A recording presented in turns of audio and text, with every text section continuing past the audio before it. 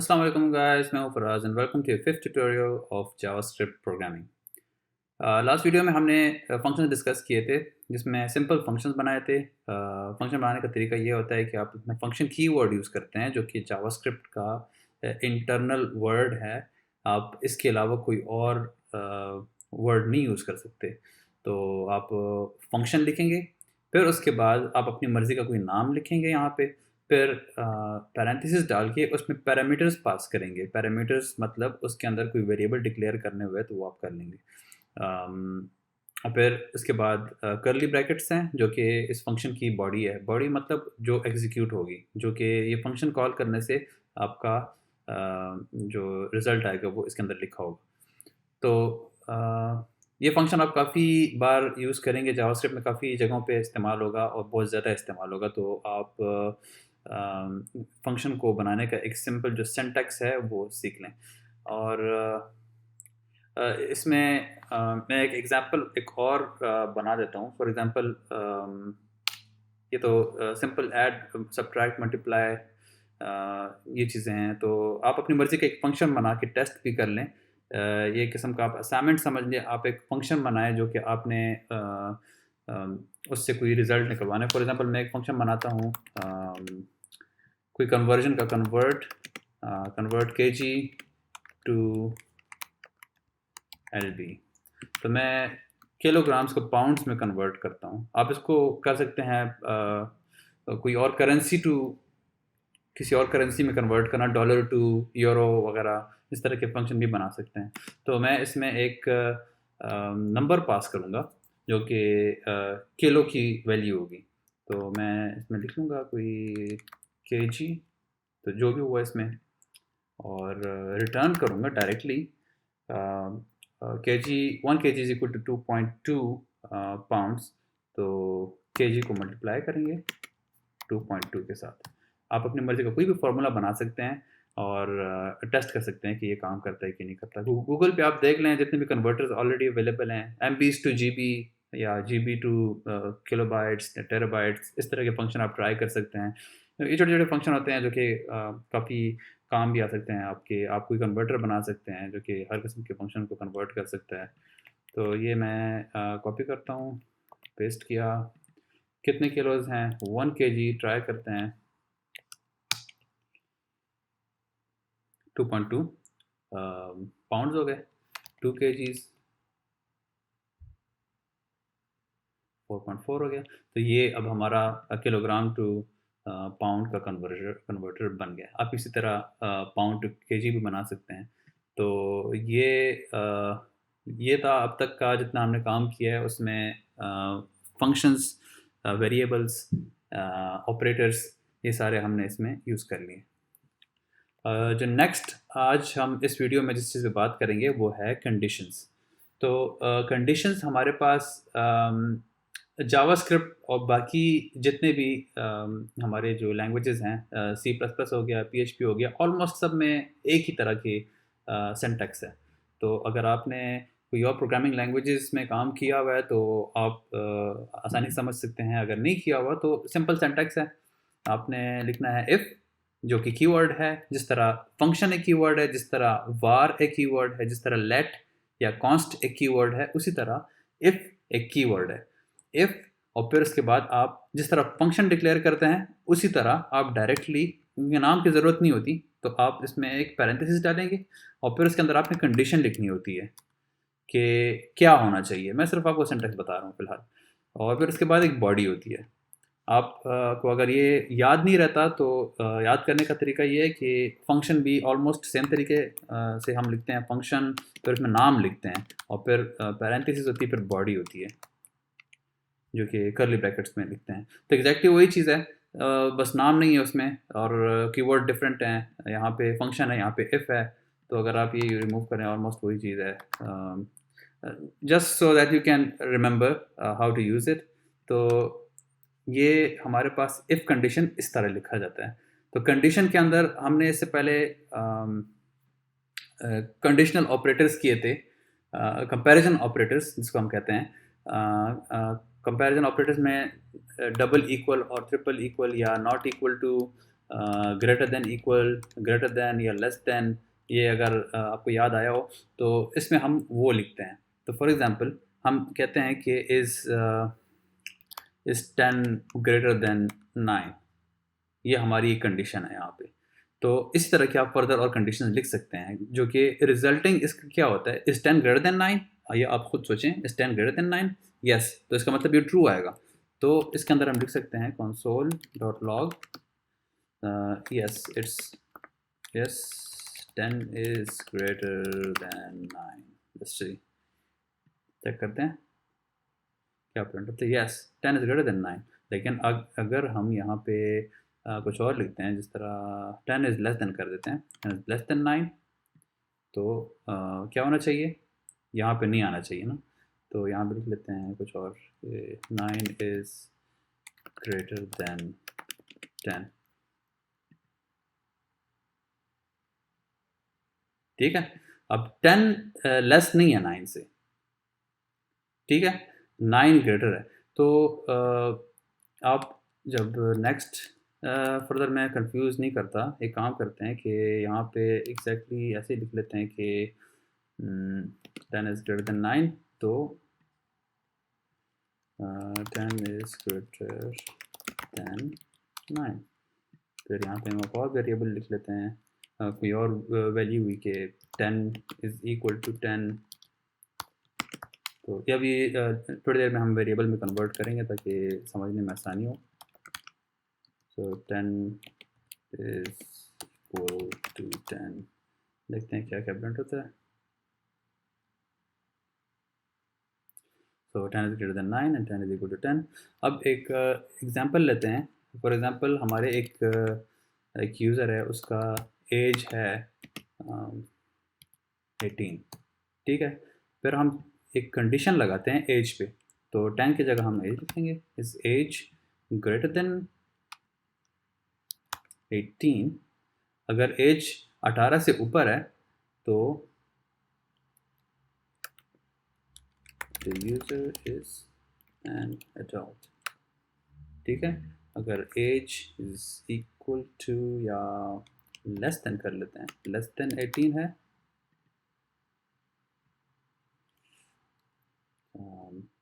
the user is not an adult। Check करते हैं, तो एज इक्वल टू 18 है, ना ग्रेटर है ना लेस है। अब एक और कंडीशन ऐड करते हैं, एक age is equal to 18, console.log the user is 18 years old, ठीक है।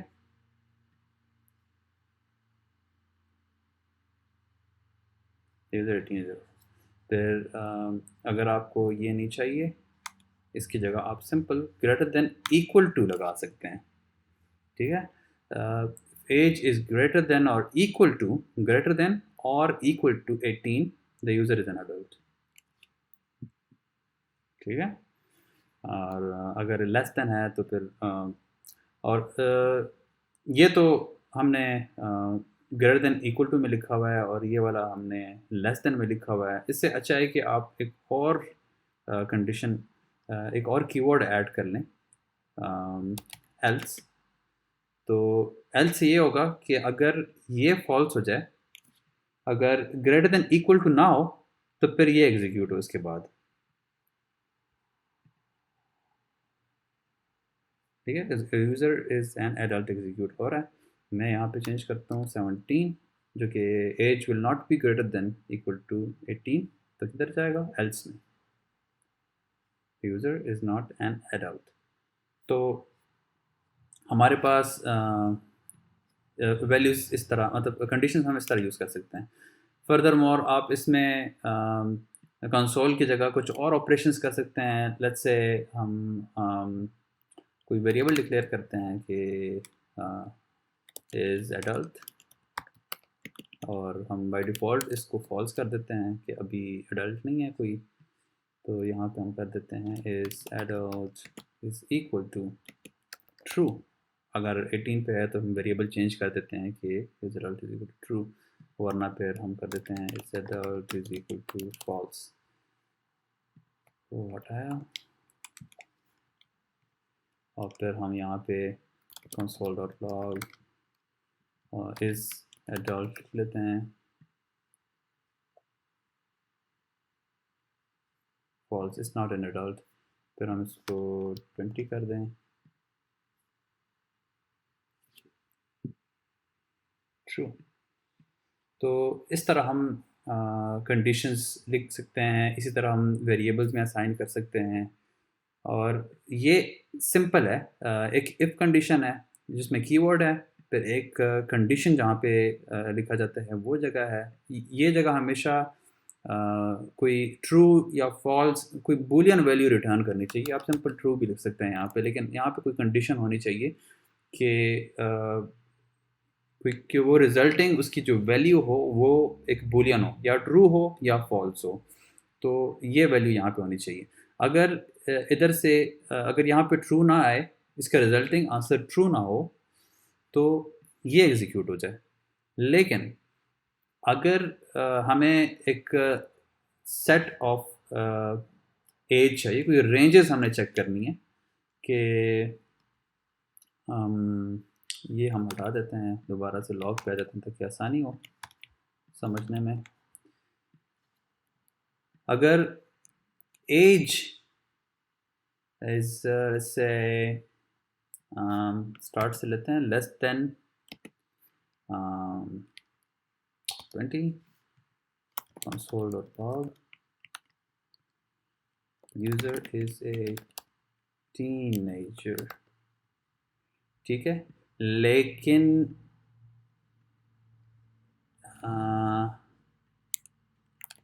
एक मिनट ये भी कर लेते हैं, यूज़र इज एडल्ट, ठीक है।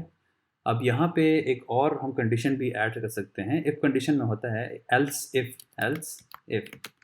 अब एल्स इफ में आप फर्दर और चीज़ें ऐड कर सकते हैं। अगर ये सेटिस्फाई ना हो, अगर इसका रिजल्टिंग आंसर ट्रू ना आए, तो फिर क्या हो। हम डायरेक्टली एल्स कर रहे थे अभी तक, लेकिन हम ये भी कर सकते हैं कि एक कंडीशन एक और ऐड कर दें। अगर लेस देन 20 नहीं है, तो अगर लेस देन 20 है तो यूज़र इज़ टीनेजर।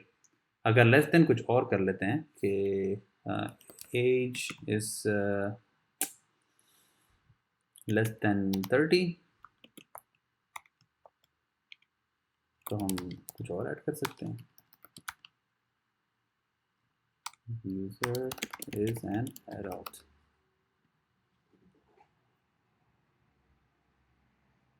ठीक है। फिर हम ये चेंज कर लेते हैं, अगर 30 से ऊपर हो जाए, यूज़र इज एडल्ट। ये सेम आंसर लिख दिया, सॉरी, इज ओल्ड, ठीक है, यूज़र इज ओल्ड। अच्छा, ये हो गया। तो आपको पता लगे हमारे पास आज हमने 3 कीवर्ड्स और सीखी। एक इफ़ है, एल्स, इफ़, एल्स और एल्स इफ़, ये 3 और हो गई हैं। मतलब 2 हैं, लेकिन अगर एक कंबाइन करो तो फिर तीसरा बन जाता है। लेकिन आप इसको कंबाइन करके भी लिख सकते हैं, तो आप इसको ऐसे एज्यूम कर सकते हो। ये ज़रूरी नहीं है कि आप एक ही लाइन में लिखो। आप एल्स लिखो और डायरेक्टली उसके बाद इफ़ लिख लो, ताकि सिमिलर टू ये लगे। लेकिन एल्स इफ़ लिखो तो ज़्यादा बेहतर है। तो if this condition, else if this condition, else अगर इन दोनों में से कोई भी सेटिस्फाई ना हो, तो फिर यहाँ पे आ जाओ, ठीक है। एक और चीज़ है जो कि ऑपरेटर्स में मैंने डिस्कस नहीं किया, लेकिन सिंपल है, इजी है। लेट्स से वो मैंने कहा कि कंडीशंस जब करेंगे तो फिर मैं ऐड करूँगा ताकि समझने में आसानी हो। तो यही पे हम कंटिन्यू कर लेते हैं कि अगर आपने करना है कि एक रेंज ऑफ एजेस चेक करनी है, हम ये हटा देते हैं फॉर सिंप्लिसिटी। फॉर एग्जांपल, अगर एज इज़ ग्रेटर देन 5, ठीक है, if age is greater than 5, और अगर मैंने साथ में ये लिखना है कि यार if age is greater than 5 but less than less than क्या, लेस देन कर लेते हैं 20। सो कैसे करोगे?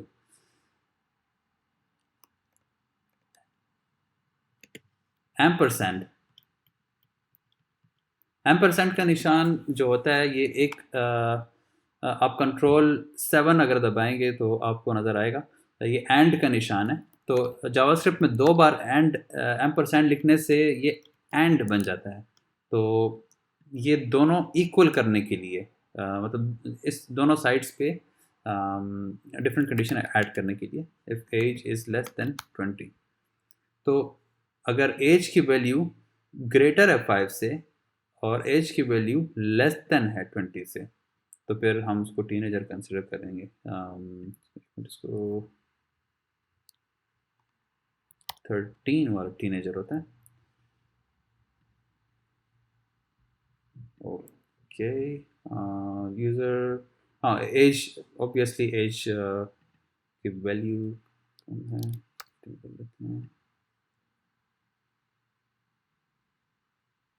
User is a teenager.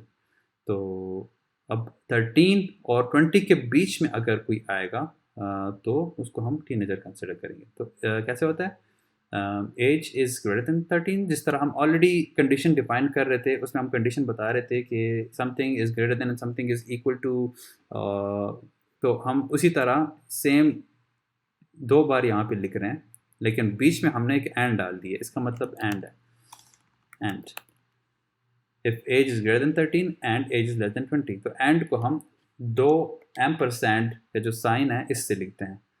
तो ये होता है कि इन दोनों का जॉइन बन जाएगा, मतलब ये एक रेंज बन गई है कि एज की वैल्यू ग्रेटर होगी, 15 है, 15 is greater than 13 and 15 is less than 20।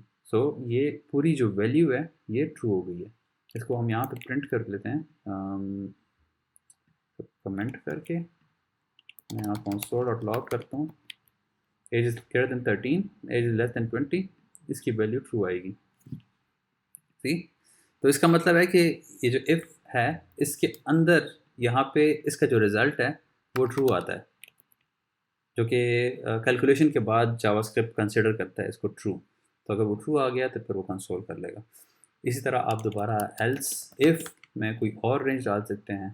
तो इसमें आप ये भी कर सकते हैं greater than equal to and less than 20, फिर आप कर सकते हैं age is greater than equal to 20 and age is less than 30, और इसी तरह आप एक और एल्स डाल सकते हैं, इसमें आप फर्दर और चीज़ें डाल सकते हैं। सो ये बेसिक सिंटैक्स है, एल्स इफ और एल्स इस तरह यूज़ करते हैं। आपने एल्स नहीं डालना, आप एल्स नहीं डाल सकते, ज़रूरी नहीं है, लेकिन वो फिर एक डिफ़ॉल्ट कंडीशन पे नहीं जाएगा। एल्स एक डिफ़ॉल्ट कंडीशन है कि अगर कोई भी कंडीशन सेटिस्फाई ना हो तो फिर ये वाली वैल्यू एग्जीक्यूट कर लेना, इसके अंदर जो भी पड़ा होगा वो एग्जीक्यूट हो जाए। ठीक है, इसमें फर्दर हम और कुछ कन्फ्यूजन के लिए और फिर नहीं करेंगे, लेकिन सिंपल एक और चीज़ बता दूंगा कि जो एम्परसेंड है ये एंड के लिए यूज़ होता है। एंड आप अगर और यूज़ करना चाहते हैं तो उसके लिए पाइप का निशान है, जो नॉर्मली कुछ कीवर्ड्स में इंटर के बटन के पास ही होता है, बैक स्लैश का जो बटन होता है उसके पास होता है, लेकिन आप अपने कीवर्ड पे देख लें उसमें पाइप का निशान है, स्ट्रेट लाइन होगी, वो अगर 2 बार ऐड करोगे तो ये और बन जाएगी, और ठीक है। तो ये हमारे पास जो दो हमारे ऑपरेटर्स हैं, एक एंड है और एक और है।